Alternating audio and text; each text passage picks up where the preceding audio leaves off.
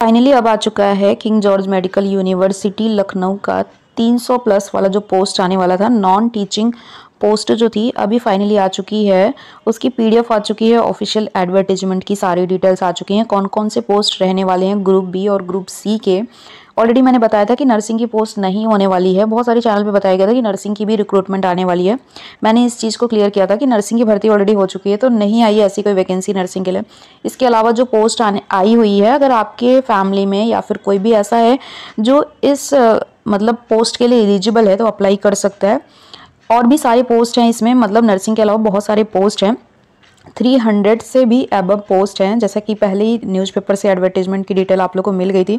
बहुत सारे लोग वेट कर रहे थे कि कब आएगा वैकेंसी। 332 पोस्ट की ये जो वैकेंसी है वो आ चुकी है। और इसके लिए आप देख सकते हैं कि ऑफिशियल साइट की ये पीडीएफ है ग्रुप बी और सी पोस्ट के लिए। यहाँ पे लास्ट का जो दिसंबर है ना, 31 दिसंबर जो है, उस दिन तक आप अप्लाई कर सकते हैं। कई सारे पोस्ट हैं, मैं यहाँ पे दिखा देती हूँ आपको।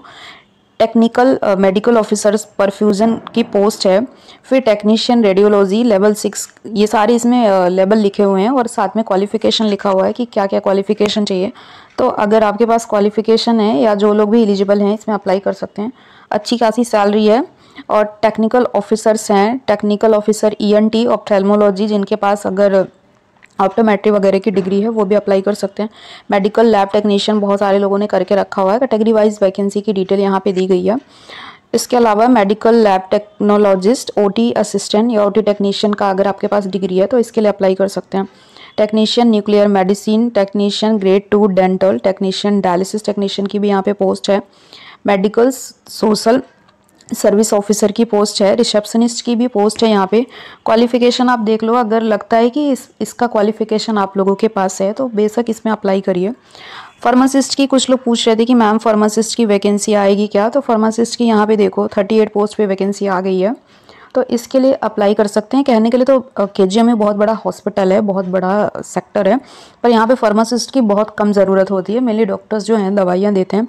हाँ, कहीं पे जो एचआरएफ काउंटर्स है जहाँ पे दवाइयाँ डिस्ट्रीब्यूट होती है वहाँ पे फार्मासिस्ट आपको मिल जाएंगे।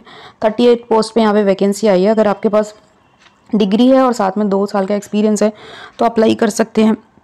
लाइब्रेरियन की पोस्ट आई हुई है। लाइब्रेरियन के लिए भी एक्सपीरियंस की ज़रूरत होती है, तो यहाँ पे अगर आपके पास डिग्री है और साथ में 2 ईयर्स का एक्सपीरियंस है, कंप्यूटर का नॉलेज है, टाइपिंग का नॉलेज है, तो ये सारी चीज़ें आप यहाँ पे फिल कर सकते हैं। असिस्टेंट्स, और एक चीज़ मैंने बताया था कि वार्ड बॉय की पोस्ट आने वाली है और इसमें वार्ड बॉय की पोस्ट नहीं है, तो वार्ड बॉय की पोस्ट पे रिक्रूटमेंट अभी आएगी। अभी के लिए जो है ना वो कॉन्ट्रैक्चुअल बेस पे सारे पोस्टें फिल कर ली गई हैं, तो इस वजह से इसमें इंक्लूड नहीं किया गया। इसकी फ़ीस आप देख सकते हैं, यहाँ पे दिया गया है कि टोटल आपको 2360 रुपये ओबीसी, ईडब्ल्यूएस और यूआर कैटेगरी को देना है। एससी एसटी हैं तो आपको 1416 रुपीज़ पे करने होंगे। इसके अलावा टर्म एंड कंडीशंस इसमें दिए गए हैं, कितना % रिजर्वेशन है, क्या चीज़ें इसमें दी गई है। एज लिमिट भी आपकी 18 से लेके 40 ईयर्स तक एज है। एज में भी रिलैक्सेशन है, अगर ओबीसी है, एक सर्विसमैन है या फिर एससी एसटी हैं, उसके अकॉर्डिंग जो यूपी गवर्नमेंट का रूल है उसके अकॉर्डिंग आपको रिजर्वेशन भी मिलेगा।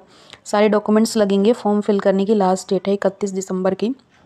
इसके अलावा भी इसमें एग्ज़ाम होगा, कंप्यूटर वाला टेस्ट नहीं होगा, एक कॉमन टेस्ट होगा, कॉमन रिक्रूटमेंट टेस्ट होगा। ऑब्जेक्टिव टाइप क्वेश्चंस आएंगे 2 घंटे के, और इसमें आपका 60 क्वेश्चन जो होगा वो आपके सब्जेक्ट से होगा, जो कोर्स के लिए आप अप्लाई कर रहे हो उससे सब्जेक्ट से होगा, और बाकी जो 40 क्वेश्चंस होंगे वो आपके general English, general knowledge, reasoning, mathematical aptitudes. Reservation भी है, कट ऑफ भी मिनिमम यहाँ पे बता दी गई है कि इस एग्ज़ाम को पास करने के लिए एटलीस्ट 50% आपके मार्क्स होने चाहिए। मिनिमम मार्क्स 50% होने चाहिए जनरल और ओबीसी ईडब्ल्यूएस कैंडिडेट के लिए। 45 होना चाहिए अगर आप एससी एसटी कैंडिडेट हो।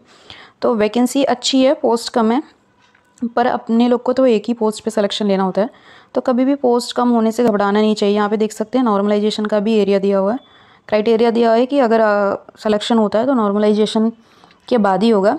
तो आई थिंक नर्सिंग की पोस्ट क्यों नहीं आई, तो अभी आपको पता है कि अभी रिसेंट में नर्सिंग की 1200 प्लस पोस्टें फिल कर दी गई हैं। उसमें भी दोबारा से जो वेटिंग आई हुई थी उसमें भी शॉर्ट लिस्टेड कैंडिडेट को ले लिया गया था।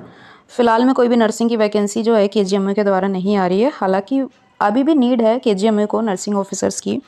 तो आगे आई होप कि आपका कुछ ना कुछ 1 आध सालों में या 6 महीने, साल भर में आपका नर्सिंग का भी पोस्ट आएगा।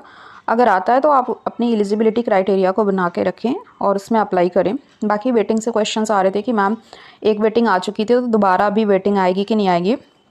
प्रीवियस वीडियो में मैंने बताया था कि दोबारा जब वेटिंग फील हुई थी ना, तो उसमें बहुत सारे कैंडिडेट जो थे जिन लोगों ने ज्वाइन नहीं किया है और एब्सेंट रहे हैं, या बहुत सारे हैं जो छोड़ के भी चले गए हैं।